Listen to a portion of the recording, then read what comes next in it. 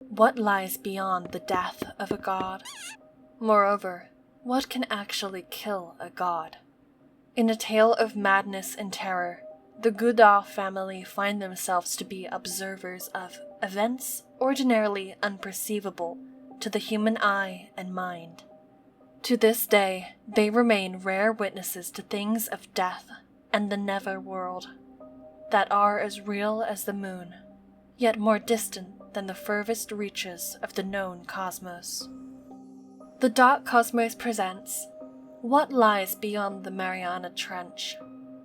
Click on the comments icon to hear the full story.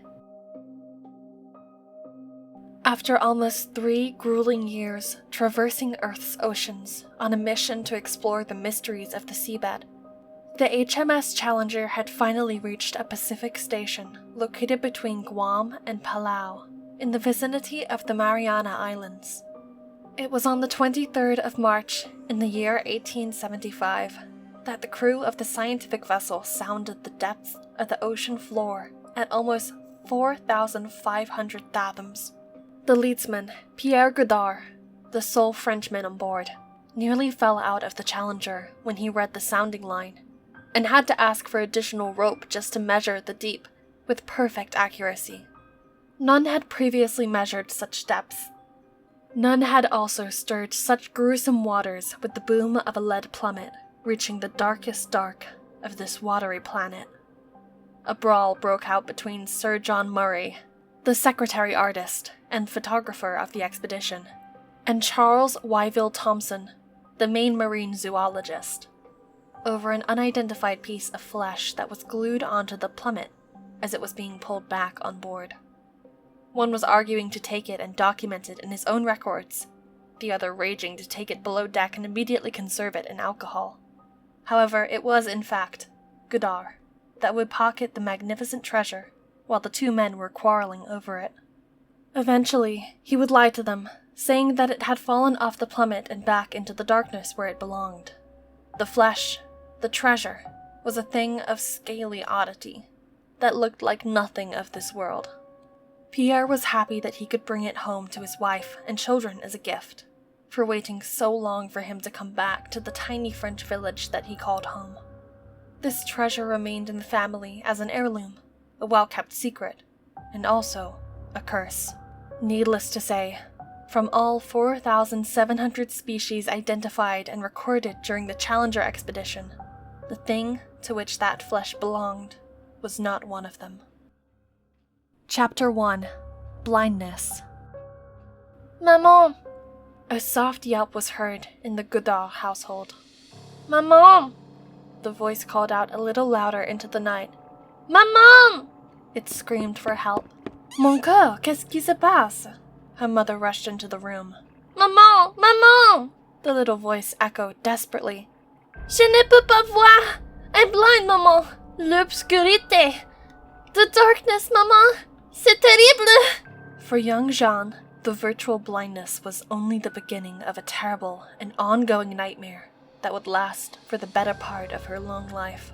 On that day, in the early 1950s, just at the cusp of her young womanhood, Jeanne would discover truths so unspeakable that in time they would render her mad for what the rest of the world was concerned.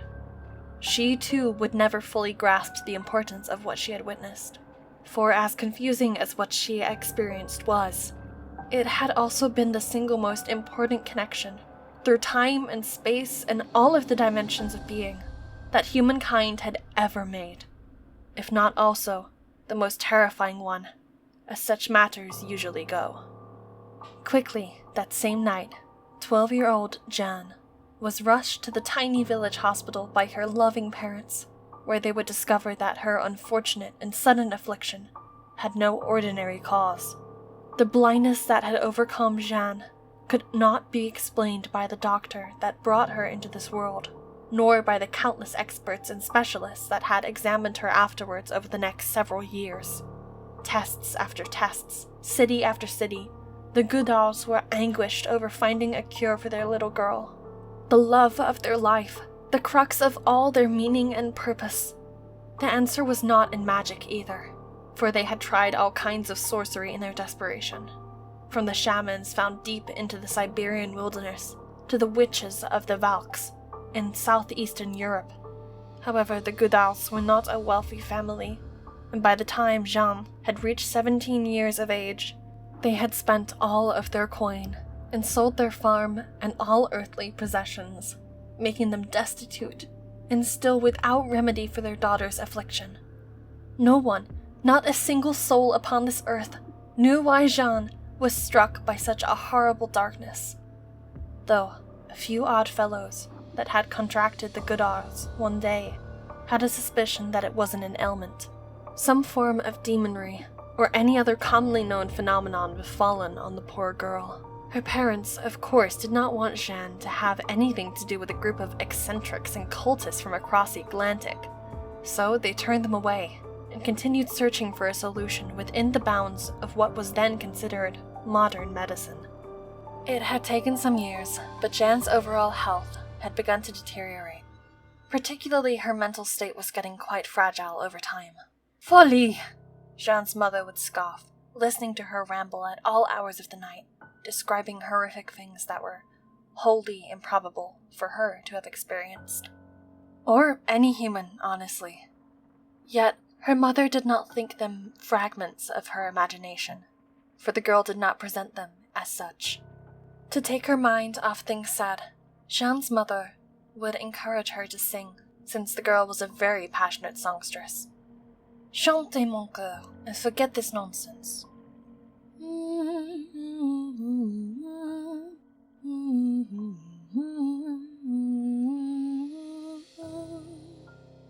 Songs would not be of much help for very long. In fact, they would become the sad cry of a woman that would belong neither to this world nor another, an alien world that had nothing human about it, and there was certainly nothing there that would merit song. Chapter 2: The Descent into Madness.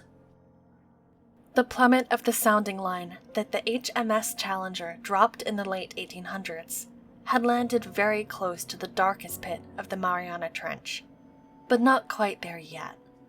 It would be one stormy day in late January, almost a century later, in 1960, that its true depth would be surveyed with better accuracy. The Trieste submersible would measure a whopping 6,000 fathoms in the first ever manned descent into the Stygian abyss of the Pacific. An amazing day for oceanography and scientific exploration indeed. A horror of unspeakable evil for 19-year-old Jeanne. The same 9-ish hours that the Trieste would be submerged into the blackest ocean water were the most nightmarish time in Jeanne's life, that had eventually, and completely, broken her psyche in ways that could not be mended. A maniacal scream pierced the night in the Godard household, with Jeanne thrashing in her bed, spouting words unspeakable of things unimaginable found deep, deep down on the ocean floor, and then further, much, much further beyond. "Qu'est-ce que c'est? Je ne comprends pas!" She would plead for an explanation, for salvation. Exactly 4 hours and 48 minutes of her fall into mania on that 23rd of January in 1960. "What do these blind eyes see, Mama? Why is there light? Non, non, mon Dieu!" What preceded were 20 minutes of abject horror, in which Maman and Papa Godard would have believed their daughter to be possessed by demons reaching from the depths of hell into her soul and through her to the surface where the living dwell. But the Godards were not religious zealots, so they did the only reasonable thing, and took the suffering child to a mental asylum closest to their village, in the city of Marseille. Yet Jeanne could not be helped, calmed, alleviated from the hellish sights of something so utterly alien that it could be a matter of some debate how she even survived the night, let alone expected to maintain her sanity. By contrast, The 4 hours and 48-minute descent into the lowest point of the Mariana Trench led the two aquanauts, Picard and Walsh, manning the Trieste, into 20 minutes of earthly wonder and amazement. They would observe very little, only strange fish and amphipods lurking in the dark, illuminated only by the flash of the submersible's light. Such things were unheard of, but barely something that could wrangle any ounce of lucidity from a human mind. This was not what Jeanne beheld, however. There was something older than human itself down there. Something older, even than the diatoms whose tiny little fossils make the matter of the ocean bed. And no, it was also not the ragged edges of the trench that encapsulated the darkness, the submersible, and the two men sat inside it that Jeanne had seen, but huge, dead eyes, glazed over, protruding from a body so massive, so wretched and unearthly, it made Jeanne tear into her own flesh and rip her hair out, the more the Trieste would cast light upon the deep of the ocean floor. At the peak of its descent, in her mania, she would fall into song and keep herself from the pressures of the damned abyss that was the Mariana Trench. Quand tu me prends dans ses bras, et me parles tout bas, je vois les filles en rose. The moment that the Trieste began its ascent to the surface of the Pacific was no relief for poor Jeanne.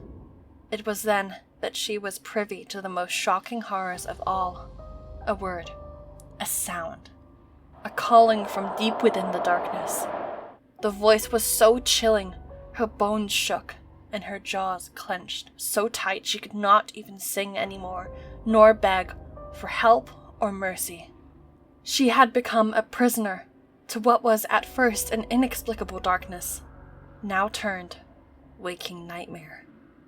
The sight of the horrendous thing that lay in the bottom of the ocean would burn into her thoughts, a perpetual memory, languishing amidst the nasty dark, unmatched by anything else she had ever seen in her life. To make matters worse, she would soon come to believe that its voice was beckoning her to make the plunge into the abyss and lay beside it. Years had passed during which Jeanne had stayed in the asylum, sometimes sedated to the point of near death, other times awake and screaming, until once more the odd fellows that had long ago spoken to her parents returned to visit the poor girl. She could not make out the whispers that her maman and papa had exchanged with those people over her hospital bed, though she would much later discover that neither they could help her pained soul. On the contrary, the men from Innsmouth that spoke to Jeanne's parents had offered two things. The first was a mere explanation of her predicament, but without offering a cure for it, and the second, which was also the reason why her father had driven them away again, was a bargain. A horrible, unmentionable bargain that promised plenty for her parents should they relinquish her to them, yet promised no absolution for Jeanne. Before the men left, they offered Jeanne's father one piece of advice, gratis. However, having had enough of witchcraft and witches' tales from their previous dealings to no end, Jeanne's father would take that advice as just a superstition, without merit that required no further investigation. That same night, Jeanne would sing herself to sleep, just to avoid the voice which spoke to her from the darkness, louder and louder still as the days passed. Il me dit des mots d'amour, des mots de tous les jours, et ça me fait quelque chose. The men from Innsmouth would not return for a third time to the asylum in Marseille. Jeanne was a lost cause, even for them, and for their nefarious doings concerning the worship of eldritch beings, that would be better left alone in the dark and silent waters. Many physicians and psychiatrists had examined Jeanne since she first entered the asylum, and many different diagnoses she was labeled with, though no treatment had ever been successful. For even if there appeared a sliver of hope in one moment, it would be gone in the next, as the voice would return to beckon her. The blindness was so unyielding. After that damned day in 1960, no lights, no movement, nothing had appeared once more for a very long time, even with the sensitivity of what she had come to call her second sight. The sole thing which remained in her thoughts was the knowledge of a giant corpse, ancient and evil, rotting with eyes wide open, slowly and surely, under the heavy veil of the Pacific Ocean. It was that thing that had latched itself to her waking mind, burrowing into her consciousness, imitating a disease of the head, having given her sight beyond what is perceivable with her meager human eyes, revealing itself as it slept eternal in its watery grave. It needed Jean to witness one last thing before she too could rest. Chapter 3: The Corpse in the Darkness. Jean's great-grandfather, Pierre Godard, had plenty of misfortune in his life as well, though it was not his blindness or a disembodied voice that had plagued him. Keeping the strange piece of flesh that he had snatched from the Mariana Trench close to his heart, and letting it slowly mummify over his skin, had other consequences upon his fate. That piece of scaly tissue was no rabbit's foot, no lucky charm, but a key to worlds beyond the known and humanly knowable. Ever since Pierre had come back from the Challenger expedition, he would tell any living soul that would listen about his unrelenting insomnia, exhausting him to such degrees that he would be rendered unable to work and care for his family. The villagers would often call him a walking corpse by the looks of him, though, as already noted about his character, Pierre was a man of many deceptions. What he had called insomnia was just the opposite, though a sailor such as he could not bear divulge the true reason behind his chronic fatigue. Nightmares. Feverish, dread-inducing, inescapable nightmares. Every time that he would dare surrender to sleep, Pierre would be transported to places far beyond anything he had ever seen. And in his many seafaring travels, he had seen a lot of this world. Nothing, however, was as dire and unfriendly as the alien world which had opened up to him in his slumber. Giants, cosmic beings, monsters, demons, gods. To his eyes, that had existed in other dimensions so dissimilar to our own, make them most unintelligible. The mere thought of that place would make Pierre's skin crawl and gut churn. The appearance of the beings Pierre would try his best not to remember when he would wake, for he did not want to suffer the nightmare during the day as well. However, as superstitious as he was as a man of the sea, he would still not make the connection between his treasure and his terror. In fact, with his dying breath, he would bestow the gift of treasure to one of his 3 sons, to keep until such time that his own offspring would be ready to take it. This son was Jean's grandfather, Michel, who would have almost identical misfortunes to his father, until he had removed the mummified flesh from the chain around his neck and placed it somewhere out of sight. There it withered even more through time and eventually came into the possession of Jean's papa. He remained clueless about the cursed thing, having received it hidden inside a little music box. That music box was the whole entire life of Petite Jeanne, once her father had given it to her for her birthday. Though its mechanisms were old and rusty, it had long ago stopped playing its repetitive song. The girl would give it voice by singing all her favorite melodies, or those that were simply fashionable at the time.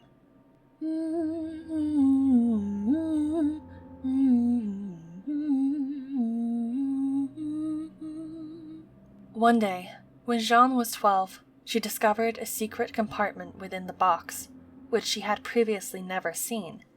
She opened it, joyous of the hidden riches she could find within, but instead, she was confronted with a peculiarity. Obviously, What was inside the box was the old, mummified piece of flesh, covered with what seemed like a grayish-green scale on the side.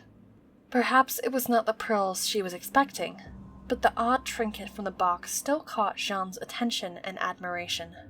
The girl would immediately string it onto a chain and wear it on her neck, as if it was what she had always wanted. The nightmares which Pierre would have regularly would never fully reach Jean after she found the secret heirloom. Fragments of the strange worlds would appear in her sleep, but muddied and distant, overcast by the shadow of her waking blindness. However, she would always have the unmistaken and unshakable feeling of being someplace other than home and in her bed. In her dreams, her feet would walk endless ragged terrains, tearing up her skin something awful, making her wake in pain so horrible as to convince her that she had fully been transported. "Folie!" her mother would constantly repeat. "You could not have been any place else than here. With me, right by your side. Look at your feet, not a scratch on them." Over time, Jean had become convinced that her dreams had nothing to do with her affliction, and that there was nothing real about them, though the line between what was this world and what was the other had continued to thin out, heightened by the shrill voice echoing constantly from the perpetual darkness. Pierre, too, knew that voice, knew it all too well. Him, however, the voice had not beckoned. It had not spoken to him directly.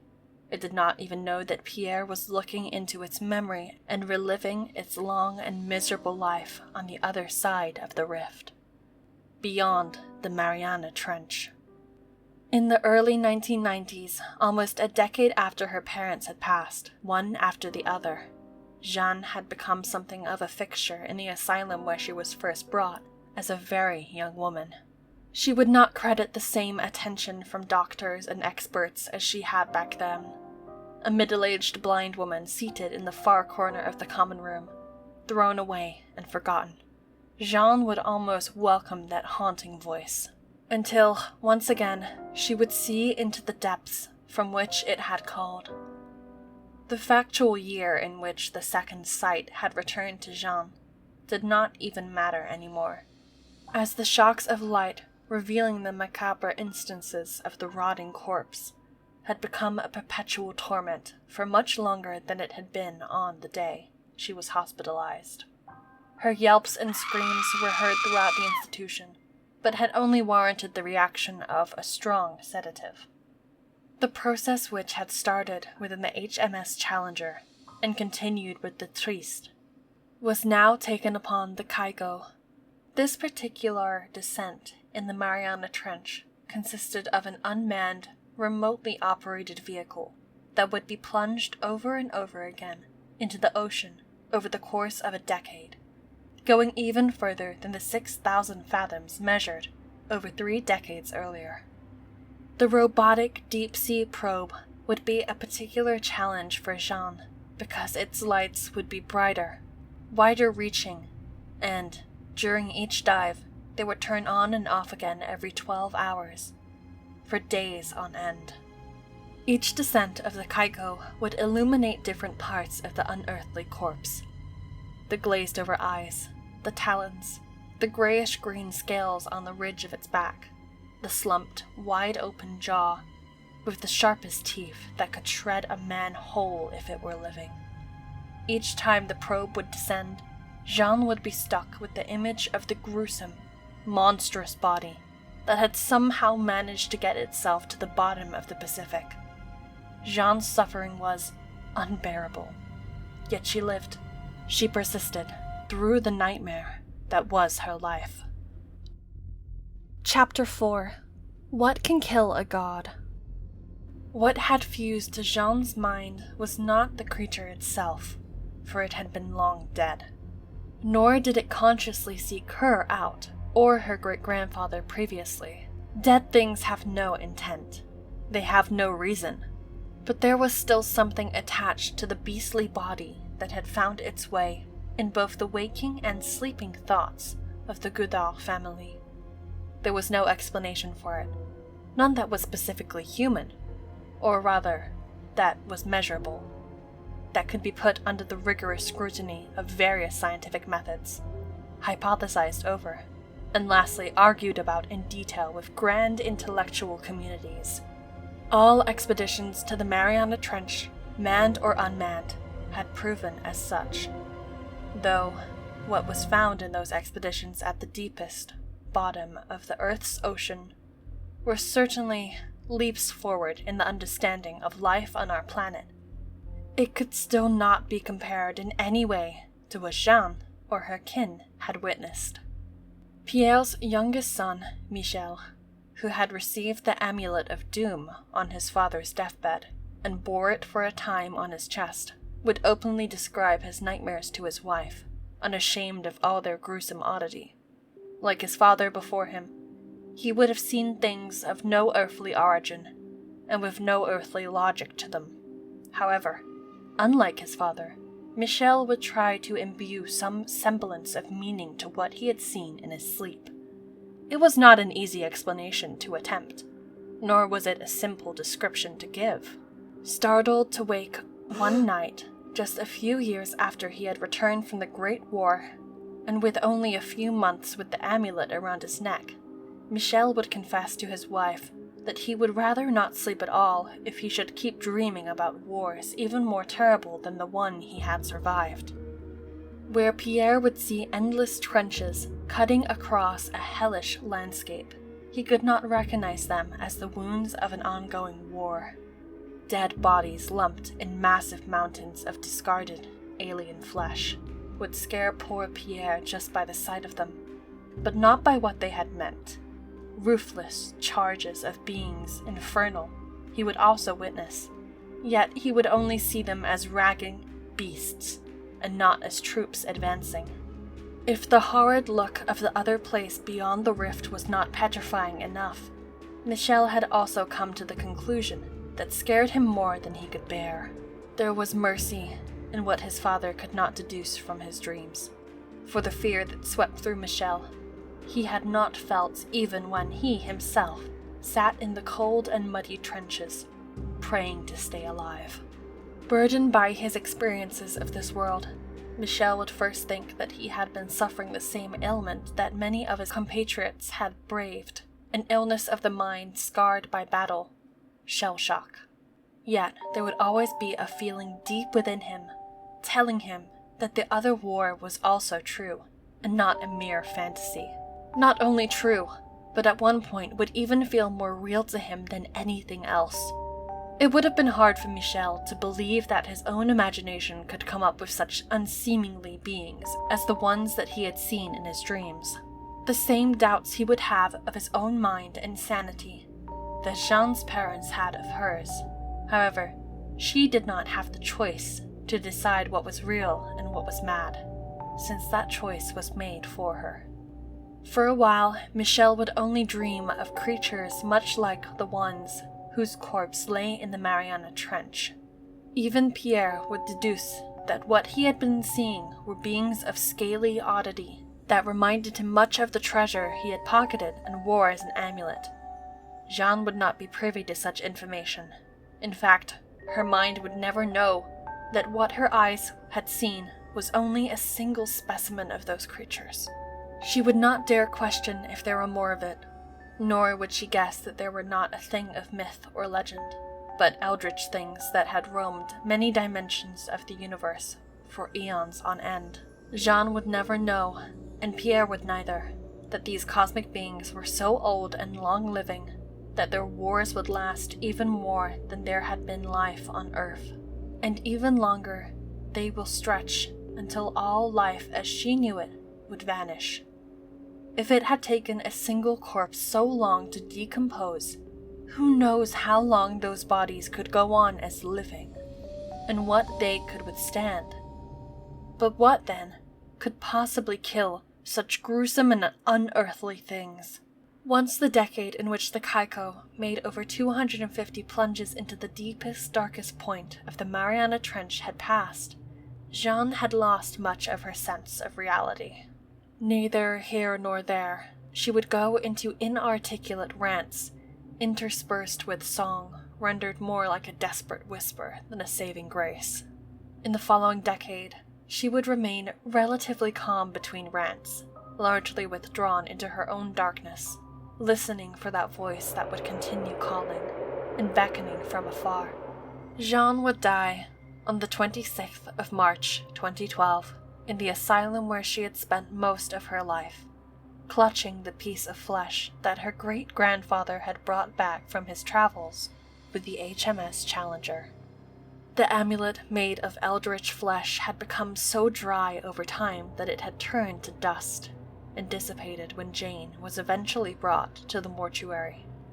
Unlike Murray, Thomas, Pickard, Walsh, and then Cameron, she would not merit remembrance for her own descent into the Mariana Trench, or about anything other in her mad life. On the day of her funeral, only a handful of people had shown up. The nurse that cared for her, an old janitor from the asylum that was there since the 1980s, and but a few odd fellows that hailed from across the Atlantic. No one cried. The last thing Jeanne said to her nurse before she died was uttered in the first moments in which the deep-sea Challenger, equipped with 3D cameras and piloted by James Cameron, would reach the depths of over 6,000 fathoms in the Mariana Trench. It has returned. The light in the darkness. He is still there. But not alone. Dieu, not alone. Turn off the lights. Help! Maman! I don't want to see! Aidez-moi! I don't want to see! Maman! Aidez-moi! Jean grabbed the hand of the nurse one last time and held it until she drew her last breath in a state of mindless panic. The day Michel Godard would yank the chain off his neck and hide the treasure in the music box that Jean's papa would receive would follow the worst of his nightmares to date. Finally, after years of staying behind the trenches formed by the scaly beings that could live in water and walk on the grounds just the same, Michel would see their savage opponents. Moreover, he would find out how and why the eldritch corpse had found its way into the Pacific Ocean. Thrown without warning into one of the most ferocious battles in the alien realm that he had ever seen, Michel could barely hold his ground, even in dream. The massive amphibian things, which he would come to know over the years as the main occupants and protectors of that realm, were completely overshadowed in brutality and ugliness by the cosmic beings of indescribable majesty. They were swift and unscrupulous in their attacks, shape-shifting and deceitful, even driving the amphibians crazy with their tactics and vile tricks. In and out of the realm they would drop, reaching terrible tentacles thousands of feet long, inside the trenches where Michel also stood, stupefied and mute. What kind of sorcery or technology they had used on the battlefield, Michel was beyond understanding, for they had been able to appear and disappear into the wretched sky of that unearthly dominion at will. Earth was not spared the sorcery of these interdimensional beings, for it too had witnessed their tactics unfolding. However, slowly over the centuries, the sightings of these beings appearing in our realm would fall into myth and legend, explained away by either folly or the lack of understanding of the natural world. Yet, to this world, they were not natural. Thousands of rifts, the raging war had opened between two dimensions, and the Mariana Trench, where the discarded body of the scaly oddity lay, was and still is the biggest one. The question that remains is how many more would be opened, and what unearthly horrors would cross from one realm into the other. One must pray that it would only be a dying or dead beast that would enter this earth, for if it were living, none would be spared its cruelty. Hey Creepypasta fans, it's Kira Rhodes. Thanks for listening. To connect with and support us, make sure you check out our Discord and Patreon links in the description. And remember, stay cosmic!